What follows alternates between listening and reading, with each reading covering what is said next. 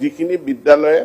আগতীয়াকৈ আগদিনাখনে তেওঁলোকে প্ৰশ্ন কাকতৰ টোপোলাটো খুলিছে আৰু এই 15খন বিদ্যালয়ৰ ভিতৰত 12খন বিদ্যালয়ে প্ৰাইভেট স্কুল এতিয়া লগে লগে এই প্ৰশ্নটো আহিব মোৰ তাত হোৱাটছএপত বহুত মেছেজ আহিছে যে প্ৰাইভেট স্কুলক পৰীক্ষা কেন্দ্ৰ হ'ব নালাগে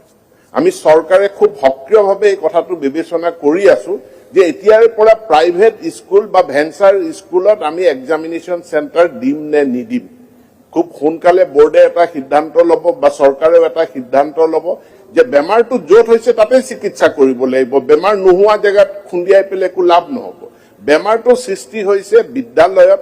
গতিকে আগৰবাৰ বেমাৰ সৃষ্টি হৈছিল বিদ্যালয় আৰু থানাৰ মাজত